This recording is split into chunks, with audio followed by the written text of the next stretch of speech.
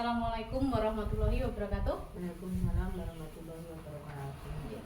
Saya Teni Puji Lestari, CGP Angkatan 9, Kabupaten Wonogiri dari SD Negeri 4 Manyaran. Hari ini bersama saya, atasan langsung saya, Ibu Kepala Sekolah SD Negeri 4 Manyaran, Ibu Kasiatun. Hari ini kami akan melakukan wawancara demonstrasi kontekstual modul 1, pengambilan keputusan berbasis kebajikan sebagai pemimpin. Terima kasih Bu Kasiatun sudah meluangkan waktunya. Langsung mawon Ibu. Ya. Pertanyaan yang pertama, selama ini bagaimana Ibu mengidentifikasi kasus-kasus yang merupakan dilema etika atau rujukan moral di sekolah? Saya sebagai kepala sekolah, apabila ada kasus seperti yang ditanyakan Bu Teni, saya mengambil kebijakan, yaitu saya lihat dulu sudut pandangnya, sudut pandang moral dan hukum. Apabila kasus tersebut itu melanggar hukum, maka sudah tentu benar, lawannya itu salah. Namun jika masih bisa dikatakan benar, lawan benar, masalah tersebut adalah dilema etika. Baik Bu. Selanjutnya tadi kalau dilema etika berarti benar sama benar gitu nggih. Ya. Kalau rujukan moral benar sama salah gitu. Ya, baik. Nah, selama ini Ibu itu mengambil keputusan di sekolah kan tentunya ada kasus-kasus yang dua kepentingan berbenturan ya Bu ya. Ya. Dua kepentingan berbenturan yang mungkin sama-sama benar. Nah, bagaimana Ibu caranya mengambil keputusan Bu? Iya, selama ini saya melakukan identifikasi dulu masalahnya, ya, dari dicari masalahnya itu apa, kemudian diselidiki dan menimbang, ya. Jadi misalkan masalahnya yang kalau berbenturan, kita ambil yang diutamakan dulu, jadi diutamakan dulu, jadi biar keputusan tersebut itu menguntungkan banyak orang. Jadi keputusan yang Ibu ambil yang menguntungkan banyak pihak, menguntungkan siswa Ibu tentunya nggih. Nggih Bu.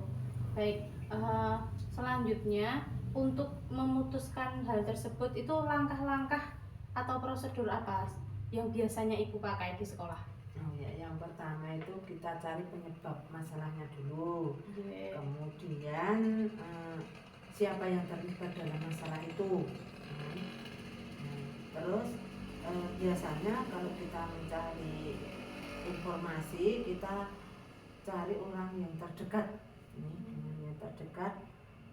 Kemudian langkah berikutnya bisa kita tanyakan ke warga sekolah, yang terlibat itu. Nah, ini baru membuat beberapa solusi keputusan. Jadi semua pihak terlibat Ibu dalam pengambilan keputusan yang Ibu ambil. Baik, dari hal-hal itu tadi, menurut Ibu itu yang paling efektif dalam pengambilan keputusan itu yang mana Bu? Kalau saya sebagai kepala sekolah, ya, itu yang paling efektif itu yang diskusi bersama, jadi antara guru, kemudian warga sekolah, ya. Warga sekolah itu ya ada guru, ada murid, kemudian melibatkan wali, murid. Jadi melibatkan semua gitu. Semua, ya. Melibatkan semua untuk mengambil keputusan yang terbaik gitu ya. Selama mengambil keputusan itu Bu, selama ini dari pengalaman Ibu, apakah pernah ada tantangannya dalam mengambil keputusan tersebut? Mungkin ya sedikit ya tentang tantangan, karena permasalahan yang ada mungkin tidak begitu berat, ya. Jadi untuk pengambilan keputusan, setelah kita diskusikan bersama, ini biasanya kata sepakat itu sudah tidak mengalami apa ya istilahnya kontra lagi. Iya, berarti selama ini kasusnya yang masih dalam taraf ringan gitu Ya, ya. taraf ini. Oke, baik. Kasusnya dalam taraf ringan. Kalau di sekolah ibu ya di sini ya, itu ibu mengambil keputusan itu apakah langsung atau dijadwal bu? Misalnya ada suatu kasus itu dijadwalkan nanti saja atau langsung saat terjadi kasus tersebut bu? Kalau ada kasus ya biasanya umpamanya misalnya hari itu ada kasus, nah ini langsung kita selesaikan bersama, ya.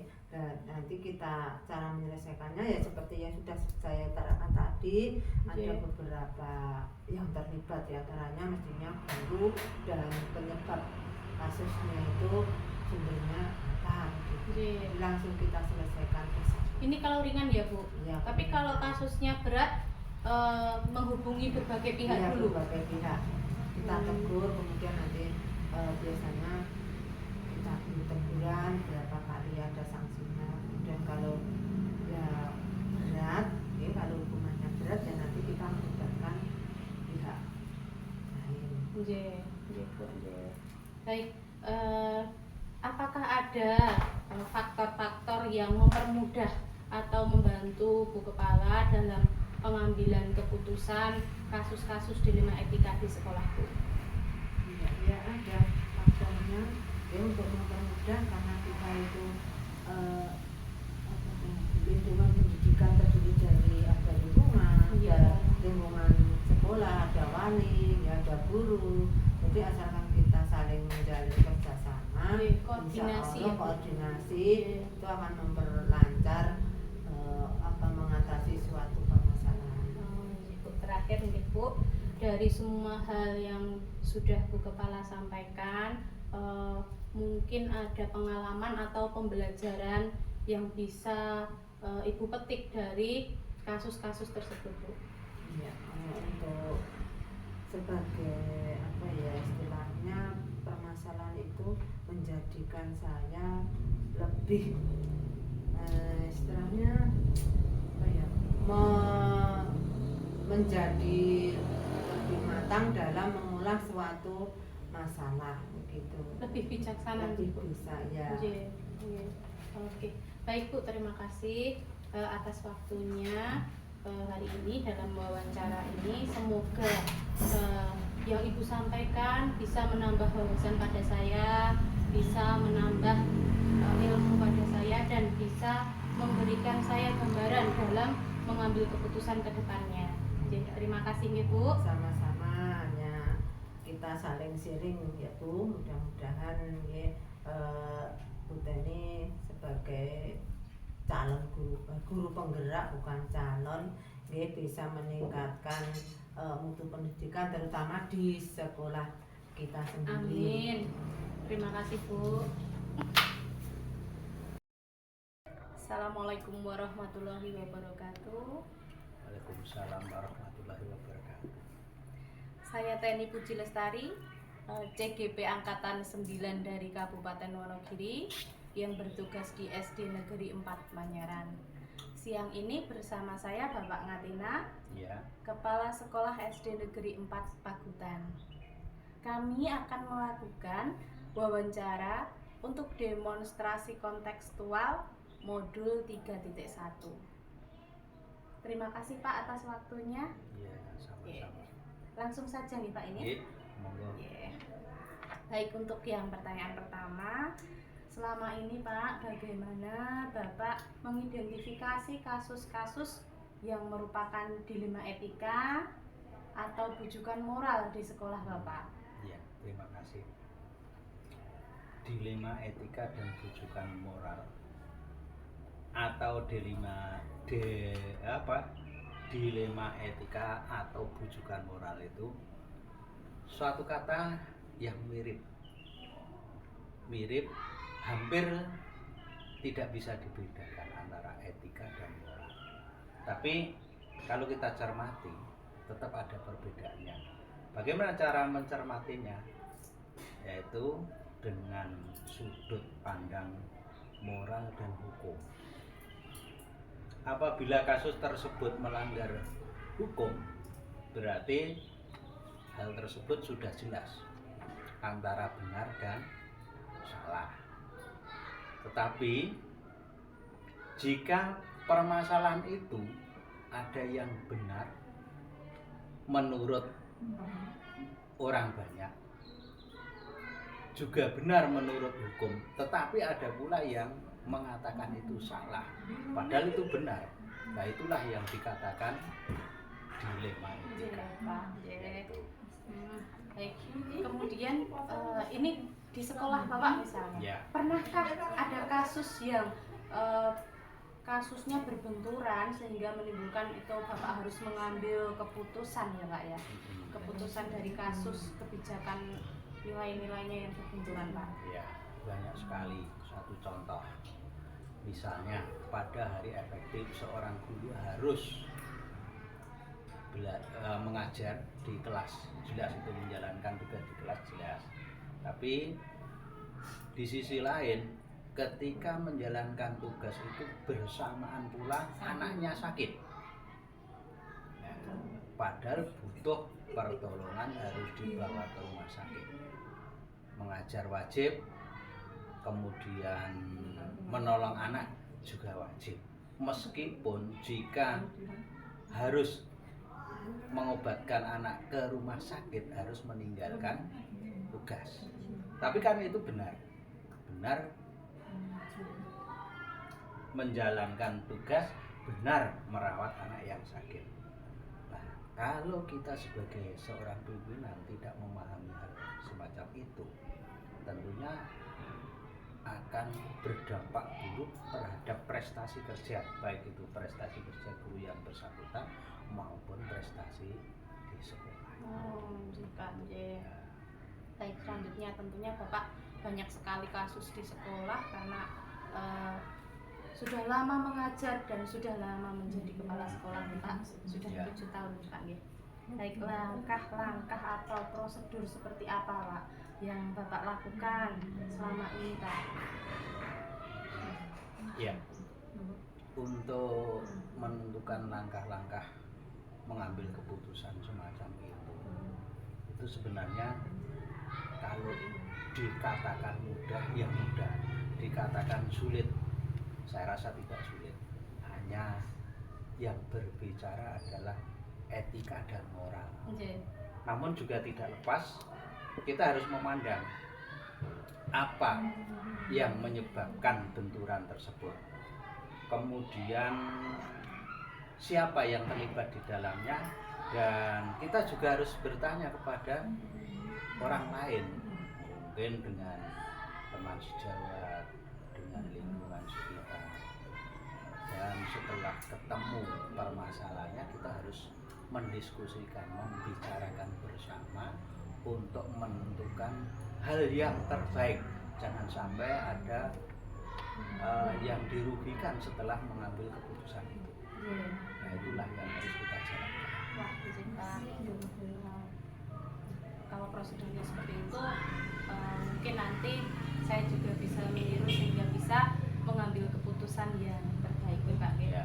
Kemudian dari hal-hal itu tadi, menurut Anda itu, menurut panjenengan yang paling efektif Pak dalam pengambilan keputusan kasus dilema etika itu yang mana Pak? Sudah kita katakan di depan, antara etika dan moral adalah satu hal yang tidak terpisahkan. Meskipun kalau kita telisik itu ada sebab akibat dan juga ada aturan yang harus dijalankan. Namun kita sebagai stakeholder harus benar-benar bijak dalam menentukan keputusan ini secara efektif. Jadi singkat kata, keputusan yang harus kita ambil itu tidak merugikan siapapun, harus juga bermanfaat bagi banyak orang ya? Banyak orang, termasuk misalnya ada teman guru, ya jangan sampai teman guru kita dirugikan dan juga tidak merugikan siswa. Kemudian kemudian itu baru kita jalankan semua sama-sama berjalan seiring dan berdampingan, tidak ada yang dirugikan, semua bermanfaat. Iya. Pastinya dalam mengambil keputusan ada tantangannya nih Pak. Ya jelas itu. Tantangan apa Pak itu Pak? Tantangan yang terberat dalam mengambil keputusan adalah satu contoh saja, misalnya begini, di depan saya katakan misalnya ada tetangga yang meninggal atau mungkin teman atau mungkin keluarga kita yang sakit. Terus di sekolah itu tenaganya terbatas. Meskipun banyak teman yang lain mengajar di kelas kan juga memenuhi kebutuhan kewajibannya masing-masing. Kalau kita tidak mempertimbangkan permasalahannya, kadang berbenturan. Ada satu sisi untung, satu sisi rugi. Maka dari itu, agar semua itu berjalan baik, tidak menimbulkan dilematis, semua berjalan baik, itu ya kita berikan satu kelonggaran, juga masing-masing individu di sekolah itu saling mengisi. Misalnya guru kelas 6 izin karena sakit, anaknya sakit, maka kita izinkan. Terus siapa yang bertanggung jawab di kelas 6? Tentunya satu kepala sekolah. Setelah kepala sekolah tidak bisa, mungkin guru mapel. Jika guru mapel tidak bisa, mungkin guru kelas yang lain untuk dapat mengisi kekosongan. Jika tidak kan nanti ada satu tantangan yang satu pihak yang dirugikan. Ada pihak yang dirugikan. Baik,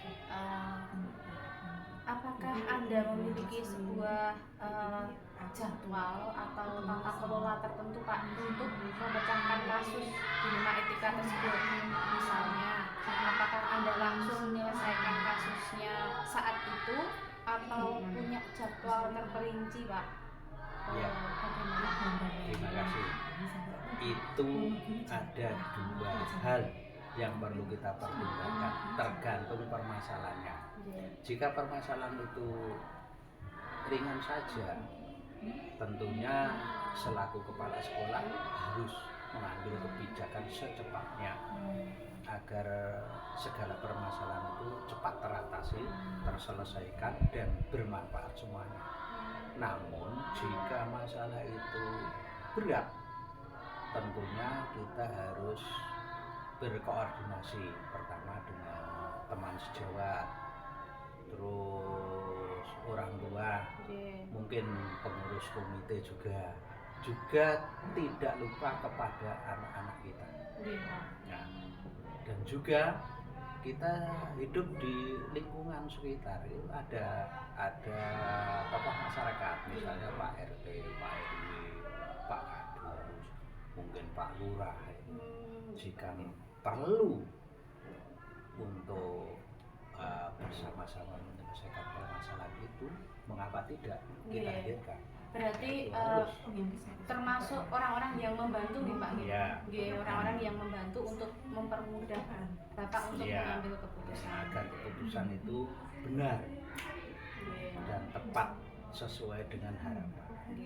Baik, terakhir nih Pak, dari semua yang Bapak sampaikan, pembelajaran apa yang Bapak petik dari pengalaman Bapak selama mengambil keputusan dilema etika selama bertugas ini Pak? Ya, terima kasih. Segalanya mestinya ada resikonya, ada pelajaran yang dapat kita petik. Misalnya, satu keputusan pada hari ini mungkin hari-hari yang akan datang itu juga akan berdampak. Dari dampak itulah yang kita gunakan untuk pembelajaran, mengambil keputusan-keputusan berikutnya agar dampak-dampak yang tidak baik atau ekses yang kurang menyenangkan itu dapat teratasi. Jadi selalu berkesinambungan antara keputusan hari ini, hari esok, dan hari yang akan datang. Itu harus diselesaikan secara apa itu ya, saling berkesinambungan. Oke, berkesinambungan Pak. Gitu. Harus rukun lah. Oke. Baik Pak, terima kasih Pak atas waktunya. Kemudian dari penuturan dan penjelasan Bapak tadi, semoga bisa menjadikan saya lebih baik lagi dalam pendidikan guru penggerak ini, dan tentunya dalam mengambil keputusan yang ada di lingkungan sekitar saya. Oke. Ya, terima Ya. kasih Pak atas Ya. waktunya. Ya, terima kasih sama-sama. Ya, alhamdulillah. Assalamualaikum warahmatullahi wabarakatuh. Waalaikumsalam warahmatullahi wabarakatuh. Saya Teni Puji Lestari, CGP Angkatan 9 dari SD Negeri 4 Manyaran, Kabupaten Wonogiri. Bersama saya ada Ibu Dwiningsih Mustikawati, Kepala Sekolah SD Negeri 2 Kepuhsari. Bu, selamat siang. Selamat siang, Bu Teni. Mohon maaf mengganggu waktunya ya Bu ya. Iya, nggak apa-apa. Hari ini kami akan melakukan wawancara demonstrasi kontekstual modul 3.1 pendidikan guru penggerak bersama Bu Dwiningsih Mustikawati. Langsung saja ya Bu. Iya, Pak. Selama ini bagaimana Anda mengidentifikasi dilema etika dan bujukan moral yang terjadi di sekolah Bu?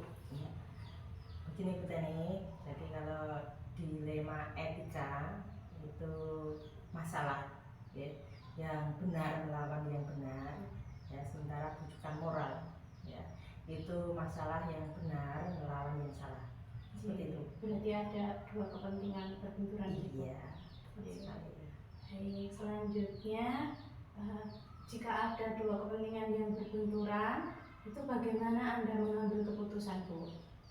Kalau ada dua kepentingan yang berbenturan, misalnya saya mengadakan musyawarah Mbak untuk memutuskannya. Jadi orang-orang yang berkepentingan yang terlibat dalam masalah ini saya panggil, kemudian kita duduk bersama untuk mengambil solusi yang terbaik. Oke, duduk bersama Ibu berarti bermusyawarah. Oke, baik. Setelah bermusyawarah Ibu ya, itu kan pastinya ada langkah-langkah atau prosedur yang Ibu gunakan untuk memecahkan kasus tersebut. Mohon dijelaskan Ibu. Ya.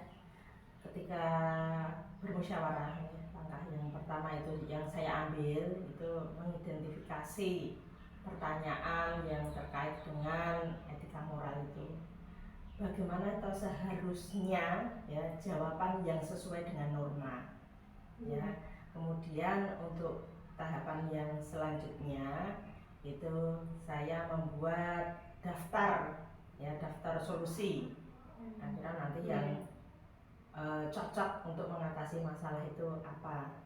Terus langkah yang ketiga ya, yang sebagai pemangku kepentingan tentunya kita libatkan ya, bagaimana mengatasi masalah tersebut. Kemudian yang langkah yang keempat ya, langkah selanjutnya itu saya memilih yang sesuai, solusi yang sesuai untuk masalah itu yang mana, keuntungannya apa, kerugiannya apa, gitu. Nah terus nanti ketika sudah menemukan solusi yang tepat kita sampaikan, kemudian nanti ada refleksi yang terakhir itu, sudah berjalan beberapa saat kemudian nanti refleksi, oh itu tadi keputusan yang saya ambil itu sudah tepat atau belum. Terus untuk selanjutnya ya itu bagaimana agar masalah itu nanti tidak terulang lagi untuk kita bisa mencegahnya. Wah, sangat runtut sekali Ibu cara pemecahan masalahnya. Kemudian dari hal-hal yang sudah Ibu sampaikan itu, menurut Ibu mana yang paling efektif untuk mengatasi kasus tersebut Bu? Ya, cara paling efektif itu ya dengan musyawarah kabinet, duduk bersama, diselesaikan dengan kepala dingin ya, untuk mencari solusi yang terbaik. Solusi yang tentunya tidak merugikan Ibu. Semua bisa mendapatkan keuntungan Ibu. Iya, tepat sekali. Dan yang penting lagi ya, solusinya itu nanti itu tidak berbenturan dengan peraturan atau regulasi yang sedang berjalan. Baik. Selanjutnya pastinya ada tantangan ya Bu ya selama mengambil keputusan itu. Nah, adakah Bu tantangan yang pernah Ibu alami? Ya, ini kalau tantangan yang saya alami nih Mbak, itu ketika mau menyampaikan umpan balik yang sifatnya negatif. Nah, itu terasa sangat berat karena apa? Takut menyakiti orang yang bersangkutan. Takut menyinggung. Iya, takut menyakiti hatinya, takut tersinggung. Lantas nanti ke depannya bagaimana? Takut merendahkan dengan kerjanya gitu. Baik. Jadi selama ini apakah Ibu itu punya jadwal tertentu? Misalnya ada suatu kasus, apakah punya jadwal tertentu untuk memecahkan kasus tersebut, ataukah hanya secara langsung saja Bu? Kalau untuk memecahkan masalah itu saya usahakan itu selesai secara langsung ya, karena supaya masalah itu tidak berlarut-larut ya. Terus nanti kalau ada tugas-tugas kan terus berdatangan gitu ya. Jadinya ya saya usahakan saat itu juga ya bisa terselesaikan, kita musyawarah bersama. Tapi ya kalau memang memerlukan waktu ya, kita akan menggunakan jadwal tertentu. Begitu Bu. Di sekolah ini tentunya ada faktor-faktor yang mempermudah Ibu dalam membantu pengambilan keputusan Bu. Nah, itu siapa saja Bu? Ya, saya alhamdulillah sekali ya. Dan kalau di sini itu tim kerja kami, rekan kerja kami itu sangat solid. Itu yang pertama. Jadi ketika ada masalah bisa diajak berbagi, mereka juga bisa memberi masukan seperti itu. Juga ada misalnya dalam lingkup sekolah itu tidak bisa terselesaikan, nah nanti saya baru mengundang misalnya komite sekolah atau saya konsultasi ke Pak Korwil gitu. Berarti banyak sekali faktor yang mendukung Ibu. Terakhir ya Bu ya, dari kasus yang pernah terjadi di sekolah Ibu, pembelajaran apa yang bisa dipetik dari kasus tersebut Bu? Pembelajaran yang bisa saya petik ya Bu Teni, saya ini menjadi merasa lebih dewasa ya, karena ada masalah terus bisa mengatasi itu suatu apa ya, bisa ada kepuasan tersendiri menyelesaikan tantangan. Ya kita bisa menjadi lebih dewasa, menjadi bijaksana gitu. Harapan kami seperti itu. Sebagai pimpinan ya Bu. Iya, betul sekali. Baik, terima kasih Bu. Sederetan pertanyaan yang saya ajukan semoga bisa membuat saya lebih banyak belajar lagi, sama-sama. menambah pengalaman saya. Kemudian jika suatu saat saya menjadi seorang pimpinan bisa bermanfaat juga untuk saya Bu. Amin. Terima kasih Bu Nin. Sama-sama Bu Teni.